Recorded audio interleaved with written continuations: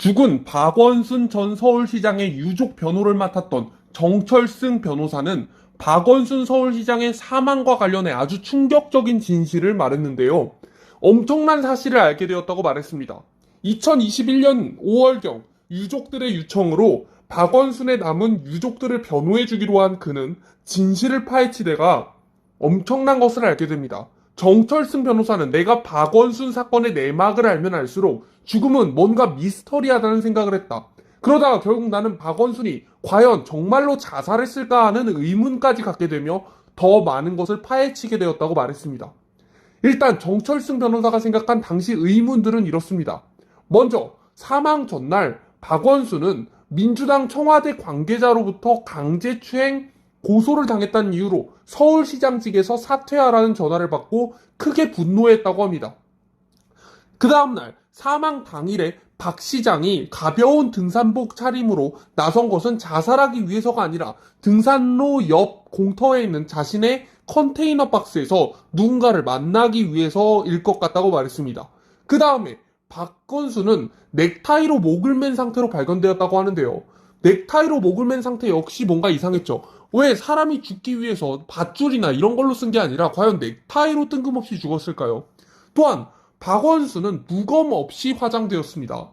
10년 동안 국제도시 서울의 시장이었던 대한민국의 대권주자가 야산에서 변사체로 발견되었는데 부검도 하지 않았다. 부검을 통해 명백하게 사인을 밝히지도 않고 화장했다는 사실은 도저히 납득하기 어렵다.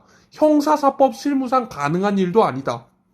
자살을 결심한 사람이 자살 도구로 넥타이를 갖고 야산에 갔다는 사실도 말이 안 되는 일이다 라고 얘기했습니다.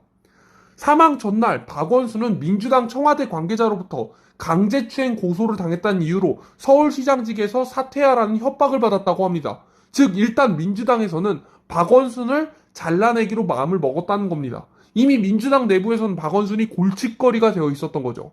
반드시 없어져야 할 존재로 부상했다는 건데요. 심지어 박원순의 부인도 정말 이상하다고 말했습니다. 이 정철승 변호사가 박원순의 결백과 무고함을 재판을 통해서 인정받으려면 박원순 고소인 김재련 변호사, 박원순을 고소한 비방한 여성단체 대표들을 전부 민사소송을 제기해서 증거를 통한 법정 싸움을 해야 한다는 것이 박원순 부인에게 조언한 방법이었는데 박원순의 부인은 도저히 이해할 수 없는 이유를 내세우면서 거절했고 정철승 변호사를 해임했다고 합니다. 정말 결백을 주장하려는 생각이 있었던 걸까요? 박원순의 부인 역시 정말 이상하다는 걸 알 수 있습니다. 이에 대해 완벽하게 분석한 조우석 평론가의 글을 읽어드리겠습니다. 박원순의 죽음에 대한 타살 의혹이 여전히 풀리지 않는 가운데 박원순 휴대전화 영장 신청이 법원에 의해 기각되었다.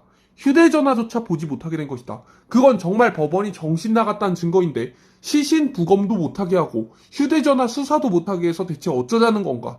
1,000만 명의 인구의 서울시장이 죽었는데 위조되었을지도 모르는 그깟 유서 한 장만 믿고 무조건 자살이 맞으니까 수사도 금지하고 핸드폰 수사도 하지 말고 시신 부검도 하지 말라? 그리고 그것을 국민들은 입 닥치고 믿어라. 이게 말이 되는 상황인가? 말도 안 되는 게 현 상태이다. 아무리 창피하고 굴욕적이라고 해도 여지껏 미투 때문에 자살한 사람은 없었다는 것을 사정을 잘 염두에 둔다면 현명하게 따져볼 일이다. 또한 와룡공원에서 시신을 실었던 차량은 119 차량이었는데 막상 서울대 병원 응급실에 도착했던 차량은 명성특수 차량 사진이라는 것은 도대체 무슨 이유인가?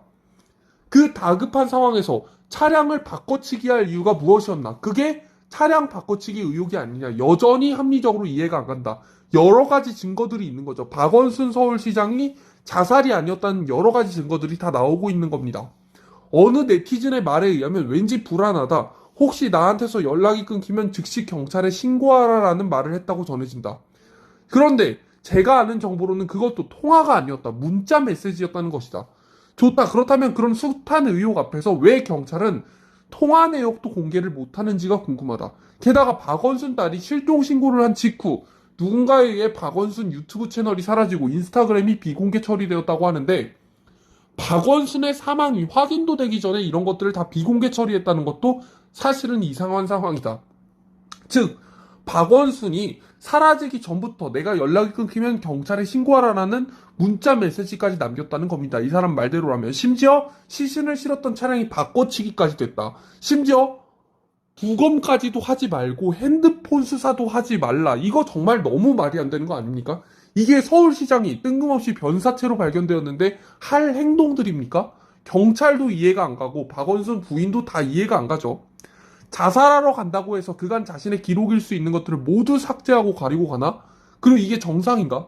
또한 CCTV에 박원순으로 보이는 사람의 모습 역시 말이 안 되는데 그의 걸음걸이는 사람마다 다를 수 있겠지만 내 눈엔 전혀 죽으러 가는 처절한 모습으로 보이는 것이 아니라 오히려 누군가 단판을 지러 가는 사람처럼 주먹을 꽉 쥐고 씩씩하게 빠른 속도로 걸어가고 있었다.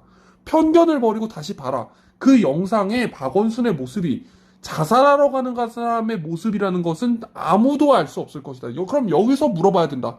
당시 그는 대체 누구와 단판을 지러 가는 것일까?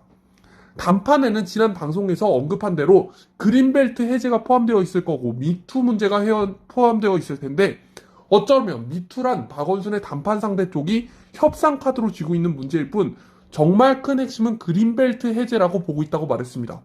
그렇다면 이 그린벨트 해제로 누구랑 단판을 지었을까? 그건 더욱 관건이었는데요. 문재인, 이낙연, 이해찬 등이 그린벨트 해제를 계속해서 강요해왔고 박원순은 수년 전부터 그것을 절대 반대를 해왔으니 과연 그린벨트를 둘러싸고 문재인, 이낙연, 이해찬과 싸우는 과정 속에서 갑자기 미투가 부각되었다? 이게 의혹이 있을 수밖에 없다는 겁니다. 사실 수사라는 것은 사망 시간으로부터 근접하게 만난 사람들이라던가 혹은 의견 대립이 심했다는 사람이라던가 박원순이 죽었을 때 누가 이득을 보는지를 보는 것이 수사의 가장 기본입니다.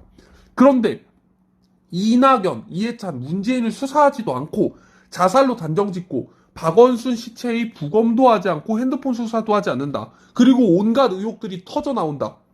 이런 것이 과연 맞는 일일까요?